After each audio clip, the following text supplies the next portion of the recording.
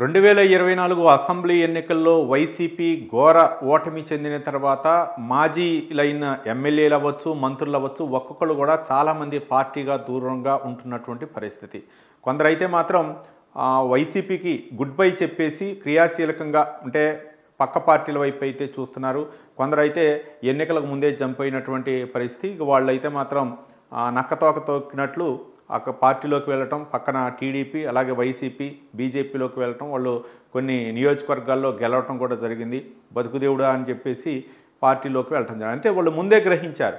కొందరైతే మాత్రం ఇప్పుడు కూటమి దాదాపు ఫుల్ జోష్లో ఉన్న తర్వాత 164 ఎమ్మెల్యే సీట్లు వచ్చిన తర్వాత ఎంపీ సీట్లు అన్నీ గురించి ఫుల్ అంటే ఒక విధంగా చెప్పాలంటే మంచి ఫిట్నెస్తో ఉన్నటువంటి టీడీపీకి ఇప్పుడైతే మాత్రం ఆ టీడీపీ వైపు అయితే చూస్తున్నారు. వైసీపీగా ఇప్పుడుట్లో కోలుకునే పరిస్థితి కాదు. ఈ 11 సీట్లతో అవ్వచ్చు, లేకపోతే జగన్ తీసుకునేటువంటి నిర్ణయాలు, జగన్ అండ్ టీం తీసుకునేటటువంటి నిర్ణయాలు అయితే మాత్రం ఇప్పుడు కోలుకునేటటువంటి పరిస్థితి కాదని చెప్పేసి ఒక్కొక్క నియోజకవర్గంలో ఈ విధంగా ఉంది పరిస్థితి. అయితే ముఖ్యంగా ఏలూరులో అయితే మాత్రం ఏలూరు మేయర్ నూర్జహాన్ అయితే మాత్రం ఇక అక్కడ మాజీ డిప్యూటీ సీఎం ఆళ్ల నాని కూడా పార్టీ పదవికి అన్నిటికీ కూడా రాజకీయంగా ఆయన అయితే మాత్రం రాజీనామా చేశారు. ఇక ప్రత్యక్ష రాజకీయాల్లోకి పాల్గొనని చెప్పేసి గతంలో కూడా చెప్పడం జరిగింది.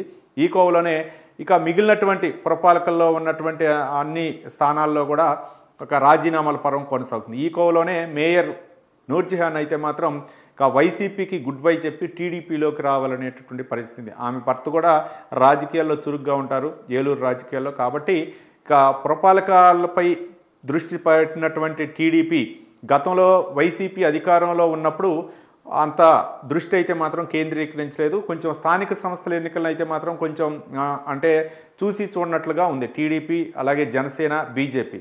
ఇప్పుడైతే మాత్రం స్థానిక సంస్థలపై కొంచెం దృష్టి కేంద్రీకరించింది రానున్న రోజుల్లో. కాబట్టి ముఖ్యంగా పురపాలకలు అవ్వచ్చు, లేకపోతే ఏవైతే నామినేటెడ్ పోస్టులు అవ్వచ్చు, వీటన్నిటిపై కూడా టీడీపీ ఫోకస్ పెట్టింది. అంటే జిల్లా పరిషత్ చైర్మన్లు అవ్వచ్చు, లేకపోతే పురపాలకలు అవ్వచ్చు, మేయర్ని వీళ్ళన్నీ కూడా ఒక విధంగా చెప్పాలంటే టీడీపీ యొక్క స్థానాలను కనుక వశపరుచుకుంటే మిగిలినటువంటి స్థానిక సంస్థలు వచ్చేటటువంటి జడ్పీటీసీలు అవ్వచ్చు, ఎంపీటీసీలు అవ్వచ్చు, అలాగే పంచాయతీలు అవ్వచ్చు, వీటన్నింటినీ కూడా కైవసం చేసుకోవచ్చు అనే ఉద్దేశంతో టీడీపీ, జనసేన, బీజేపీ భావిస్తున్నాయి. ఇందులో అయితే మాత్రం టీడీపీ కొంచెం జోష్లో ఉంది.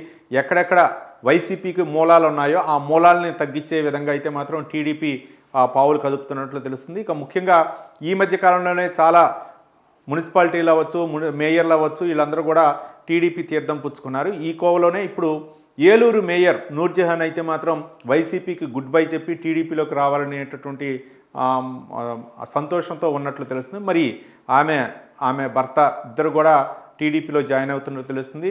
ఒక పక్క జిల్లా పరిషత్తులను కూడా కైవసం చేసుకోవాలని చెప్పేసి టీడీపీ అయితే మాత్రం ఆలోచన ఉంది. జిల్లా పరిషత్ చైర్మన్లు అలాగే మేయర్లను కూడా. మరి ఈ కోవలో అయితే మాత్రం ఏలూరులో నూర్జహాన్ వైసీపీకి అయితే మాత్రం బిగ్ షాక్ ఇచ్చింది.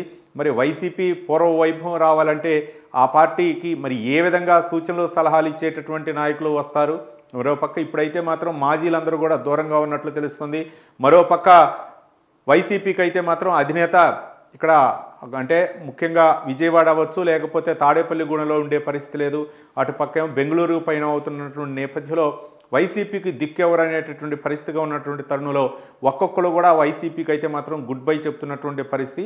కాబట్టి ఇంకా మిగిలినటువంటి మేయర్లు అవ్వచ్చు, లేకపోతే జడ్పీ చైర్మన్లు అవ్వచ్చు, వీళ్ళందరూ కూడా వైసీపీకి ఎంతమంది గుడ్ బై చెప్తారు, టీడీపీకి ఎంతమంది జాయిన్ అవుతారనేది మనం వేచి చూద్దాం.